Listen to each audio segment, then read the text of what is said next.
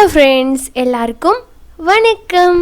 இன்றைக்கி நம்ம நிக்கிஸ் கிச்சனில் ரொம்ப குயிக்காக வைக்கக்கூடிய டொமேட்டோ குருமா எப்படி பண்ணுறதுன்னு பார்க்கலாம். இந்த குருமா இட்லி, தோசை, சப்பாத்தி அப்படின்னு எல்லாத்துக்கூடவும் வச்சு சாப்பிட்லாம். ஈவன் சாப்பாட்டோடவும் ரொம்ப நல்லாயிருக்கும். இதை இப்போ குயிக்காக எப்படி பண்ணுறதுன்னு பார்த்துடலாம் வாங்க. இந்த தக்காளி குருமா பண்ணுறதுக்கு ஒரு பேனில் 1 டேபிள் ஸ்பூன் எண்ணெய் சேர்த்துக்கிறேன். எண்ணெய் சூடானதும் இதில் 1 ஏலக்காய், கொஞ்சமாக பட்டை, 2 கிராம்பு எடுத்திருக்கேன், போட்டுறேன். இதோட ஒரு 1/2 டீஸ்பூன் சோம்பு, இதில் ஒரு 15 போல் சின்ன வெங்காயத்தை கட் பண்ணி எடுத்திருக்கேன், அதை போட்டுறேன்.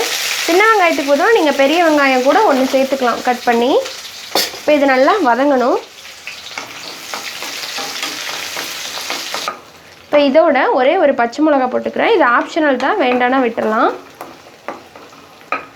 இப்போ வெங்காயம் லைட்டாக வதங்கினதும் இதில் 1 டேபிள் ஸ்பூன் இஞ்சி பூண்டு பேஸ்ட்டு சேர்த்துக்கிறேன்.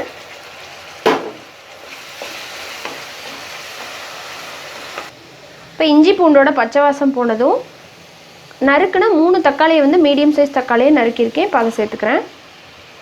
சேர்த்துட்டு இதோடவே கொஞ்சமாக உப்பும் சேர்த்துக்கலாம், தக்காளி சீக்கிரமாக மசிஞ்சு வர்றதுக்காக.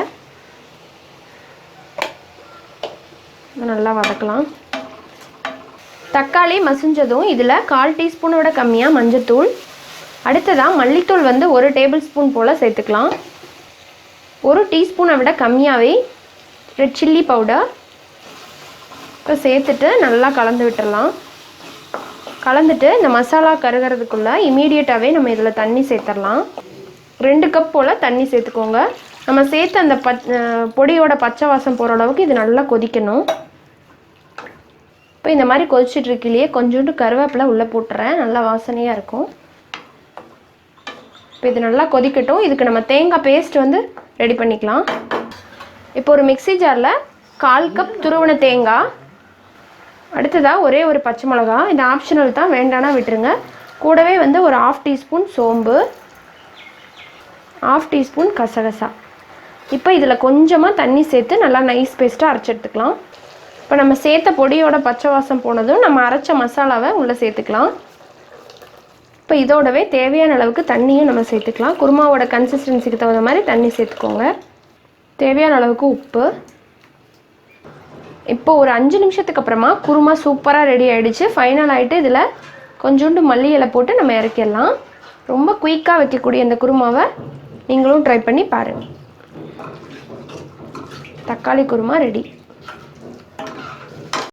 இந்த ஈஸியான தக்காளி குருமாவை நீங்களும் வீட்டில் செஞ்சு பாருங்கள், ரொம்ப டேஸ்ட்டாக இருக்கும். ட்ரை பண்ணிவிட்டு உங்களோட ஃபீட்பேக் அண்ட் கமெண்ட்ஸை மறக்காமல் போஸ்ட் பண்ணுங்கள். இந்த வீடியோ பிடிச்சிருந்ததுன்னா லைக் பண்ணுங்கள், யூஸ்ஃபுல்லாக இருக்குன்னு நினச்சிங்கன்னா ஷேர் பண்ணுங்கள். மறக்காமல் நிக்கிஸ் கிச்சனை சப்ஸ்கிரைப் பண்ணிவிட்டு கூடவே இருக்கிற பெல் சிம்பிளையும் கிளிக் பண்ணிக்கோங்க. இன்னொரு இன்ட்ரெஸ்டான அண்ட் ஹெல்த்தியான ரெசிபியோட உங்கள் எல்லாரையும் சீக்கிரமாக மீட் பண்ணுறேன். அது வரைக்கும் நன்றி, வணக்கம்.